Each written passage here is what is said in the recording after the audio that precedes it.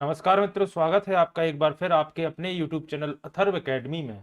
दोस्तों, ये हमारी दिल्ली पुलिस कांस्टेबल के लिए बेसिक कंप्यूटर के प्रैक्टिस सेट की चौथी क्लास है।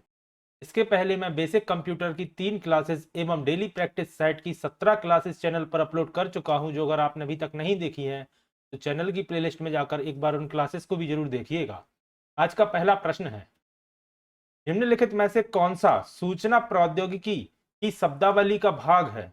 ऑप्शन है प्रोटोकॉल, लॉगिंग, आर्ची या उपयुक्त सभी। तो याद रखिएगा, प्रोटोकॉल, लॉगिंग एवं आर्ची यह तीनों सूचना प्रौद्योगिकी की शब्दावली का भाग है। तो ऑप्शन नंबर डी इसका सही जवाब होगा, उपयुक्त सभी। अगला प्रश्न है, उस युक्ति को क्या कहा जाता है जो कंप्यूटर आउटपुट को टेलीफोन लाइनों पर प्रेषित करने के लिए रूपांतरित करती है? दोस्तों, यह प्रश्न पहले कई एग्जाम्स में पूछा जा चुका है और हर बार इसकी आपको लैंग्वेज चेंज देखने को मिलेगी। और इसका सही जवाब है मॉडेम। मॉडेम वह युक्ति होती है जो कंप्यूटर को टेलीफोन लाइन के साथ जोड़ती है। तो ऑप्शन नंबर सी इसका सही जवाब होगा। अगला प्रश्न है, निम्नलिखित में से कौन सा सर्च इंजन नहीं है? गूगल, अल्टाविस्टा, साइंस डायरेक्ट या ऑर्कुट। तो दोस्तों याद रखिएगा, साइंस डायरेक्ट एक सर्च इंजन नहीं है। इसके अलावा गूगल, अल्टाविस्टा एवं ऑर्कुट यह तीनों सर्च इंजन है। अगला प्रश्न है, संचार नेटवर्क जिसका प्रयोग बड़ी संस्थाओं द्वारा प्रादेशिक, राष्ट्रीय एवं वैश्विक क्षेत्र में किया जाता है वह कौन सी है? ऑप्शन है लैन, वैन, मैन या वैन। तो याद रखिएगा, इसका सही जवाब होता है वैन, wide area network. Option number B इसका सही जवाब होगा। अगला प्रश्न है, कंप्यूटर निम्नलिखित में से कौन सा कार्य नहीं करता? ऑप्शन है एम्प्यूटिंग, प्रोसेसिंग, कंट्रोलिंग या अंडरस्टैंडिंग। तो आप सभी जानते हैं कंप्यूटर अंडरस्टैंडिंग नहीं करता। तो ऑप्शन नंबर डी इसका सही जवाब होगा। अगला प्रश्न है, निम्नलिखित में से कौन सा हार्डवेयर का उदाहरण नहीं है? ऑप्शन है माउस, प्रिंटर, मॉनिटर या ऑपरेटिंग सिस्टम। तो आप सभी जानते हैं ऑपरेटिंग सिस्टम हार्डवेयर का उदाहरण नहीं है। इसके अलावा मॉनिटर, प्रिंटर एवं माउस यह तीनों हार्डवेयर के उदाहरण हैं।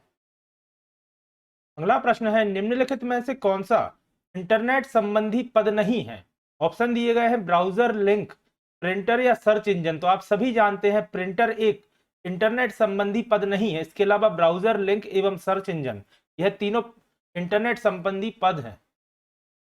अगला प्रश्न है, निम्नलिखित में से कौन सा स्टोरेज का माध्यम नहीं है? ऑप्शन दिए गए हैं hard disk, flash drive, DVD या कीबोर्ड। तो आप सभी जानते हैं कीबोर्ड एक स्टोरेज का डिवाइस नहीं है। इसके अलावा हार्ड डिस्क, फ्लैश ड्राइव एवं डीवीडी यह तीनों स्टोरेज के माध्यम है।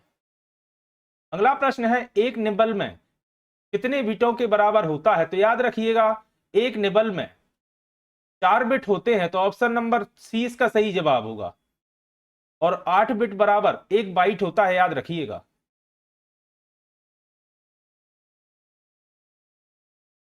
अगला प्रश्न है, निम्न में से सबसे तेज, सबसे बड़ा और सबसे महंगा कंप्यूटर कौन सा है? नोटबुक, पर्सनल कंप्यूटर, लैपटॉप या सुपर कंप्यूटर। तो आप सभी जानते होंगे सुपर कंप्यूटर सबसे बड़ा, सबसे महंगा एवं सबसे तेज कंप्यूटर होता है। दोस्तों, आज की वीडियो में मैंने प्रश्नों का लेवल कुछ लो रखा है, क्योंकि अधिकतर कुछ प्रश्न ऐसे रहते हैं कि सरल होने के बावजूद भी एग्जाम में कंफ्यूजन के कारण छूट जाते हैं। इस वजह से आज मैंने थोड़े से लो लेवल के प्रश्न आज की वीडियो में रखे हैं। अगला प्रश्न है, पहले से ऑन कंप्यूटर को रीस्टार्ट करने को क्या कहते हैं? ऑप्शन है logging off, cold booting, shutdown या वार्म बूटिंग। तो याद रखिएगा, पहले से अगर कंप्यूटर ऑन है और उसे रीस्टार्ट किया जाता है तो उसे वार्म बूटिंग कहा जाता है। तो ऑप्शन नंबर डी इसका सही जवाब होगा। अगला प्रश्न है, निम्न में से कौन सा सिस्टम यूनिट का भाग है? तो दोस्तों, मॉनिटर, सीपीयू, सीडी रोम या फ्लॉपी डिस्क। तो याद रखिएगा, सिस्टम यूनिट का भाग होता है सीपीयू। तो ऑप्शन नंबर 20 का सही जवाब होगा। अगला प्रश्न है, निम्नलिखित में से कौन सा हार्डवेयर है? ऑप्शन दिए गए हैं Excel, printer driver, operating system या कंट्रोल यूनिट। तो याद रखिएगा, एक्सेल, प्रिंटर ड्राइवर एवं ऑपरेटिंग सिस्टम यह तीनों सॉफ्टवेयर होते हैं, लेकिन कंट्रोल यूनिट एक हार्डवेयर होता है। तो ऑप्शन नंबर डी इसका सही जवाब होगा। यहां ध्यान दीजिएगा, ऑप्शन में प्रिंटर ड्राइवर दिया गया है, ना कि प्रिंटर। अगला प्रश्न है, निम्न में से कौन सा ईमेल से संबंधित शब्द नहीं है? ऑप्शन है पावर पॉइंट, इनबॉक्स, सेंडर या रिसीवर। तो याद रखिएगा पावर पॉइंट एक प्रेजेंटेशन सॉफ्टवेयर होता है जो कि ईमेल से संबंधित शब्द नहीं है। इसके अलावा इनबॉक्स, सेंडर और रिसीवर यह तीनों ईमेल से संबंधित शब्द है। अगला प्रश्न है इंटरनेट पर सर्वर से सूचना प्राप्त करने की कंप्यूटर की प्रक्रिया का अर्थ निम्न में से क्या होता है। तो दोस्तों आप सभी जानते हैं इस प्रक्रिया को डाउनलोडिंग कहा जाता है। अगर इंटरनेट सर्वर से अपने कंप्यूटर में कोई डाटा लेते हैं तो उसे डाउनलोडिंग कहा जाता है। अगला प्रश्न है कंप्यूटर पर आरोपित ज्यादातर त्रुटियां किस कारण से होती हैं। ऑप्शन है क्रमादेश त्रुटि, हार्डवेयर की विफलता, मीडिया में दोष या डेटा प्रविष्टि में त्रुटि। तो याद रखिएगा अधिकतर त्रुटियां होती हैं डेटा प्रविष्टि में त्रुटि। तो ऑप्शन नंबर डी इसका सही जवाब होगा। अगला प्रश्न है कंप्यूटर का सबसे महत्वपूर्ण अंग क्या है। सीपीयू, कीबोर्ड, हार्ड डिस्क या प्रिंटर। तो आप सभी जानते हैं सीपीयू कंप्यूटर का सबसे महत्वपूर्ण अंग होता है। तो ऑप्शन नंबर ए इसका सही जवाब होगा। अगला प्रश्न है 1024 बाइट बराबर कितना होता है। तो दोस्तों 1024 बाइट बराबर होता है 1 किलो बाइट यानी कि 1 केबी। तो ऑप्शन नंबर डी इसका सही जवाब होगा। अगला प्रश्न है सभी कंप्यूटरों में कौन सी भाषा लागू होती है। ऑप्शन है बेसिक, कोबोल, मशीनी भाषा या फोर्ट्रॉन। तो याद रखिएगा बेसिक, कोबोल एवं फोर्ट्रॉन यह तीनों प्रोग्रामिंग भाषा है, लेकिन सभी कंप्यूटर में मशीनी भाषा लागू होती है। तो ऑप्शन नंबर सी इसका सही जवाब होगा।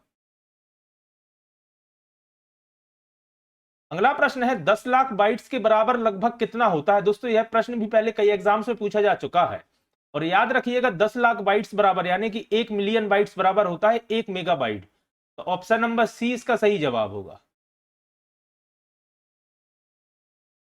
अगला प्रश्न है एमएस एक्सेल में किस प्रकार से किसी सेल में टेक्स्ट के साइज को एडजस्ट कर सकते हैं अगर वह चौड़ाई में फिट नहीं है।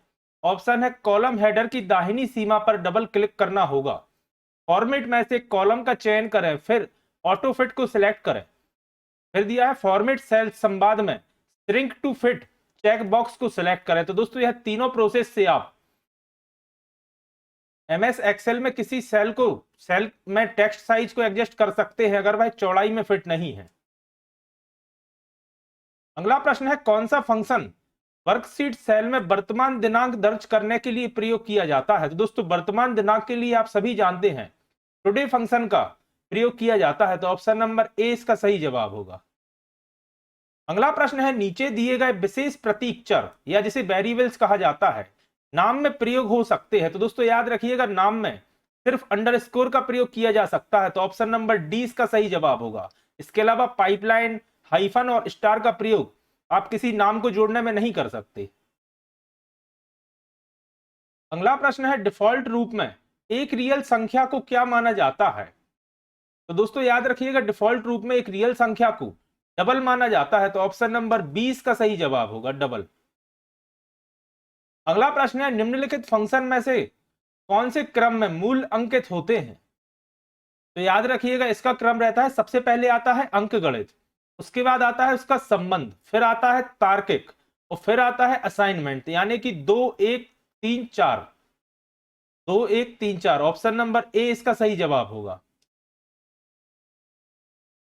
अगला प्रश्न है वह डाटा संरचना जो सामने यानी कि फ्रंट से डाटा तत्वों को हटाने और रियल में डाटा की अनुमति देता है वह क्या कहलाता है। तो दोस्तों वह कहलाता है हम स्प्रिंट क्यू है, Q U E U E Q.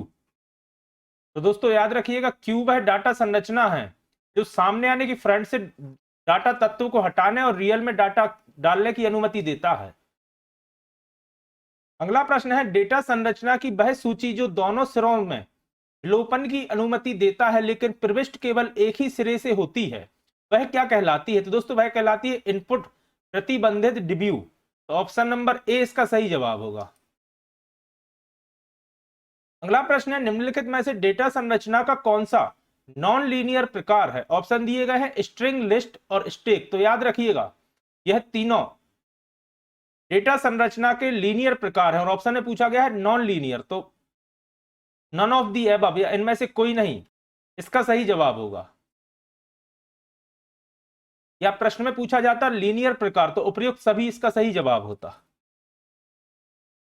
अगला प्रश्न है वह बाइनरी ट्री जिसके प्रत्येक नोड के 0 या 2 चिल्ड्रन होते हैं उसे क्या कहा जाता है? तो दोस्तों याद रखिएगा, वह बाइनरी ट्री जिसके प्रत्येक नोड के या तो एक भी नहीं होगा या फिर 2 चिल्ड्रन होंगे तो उसे एक्सटेंडेड बाइनरी ट्री कहा जाता है। तो ऑप्शन नंबर सी इसका सही जवाब होगा।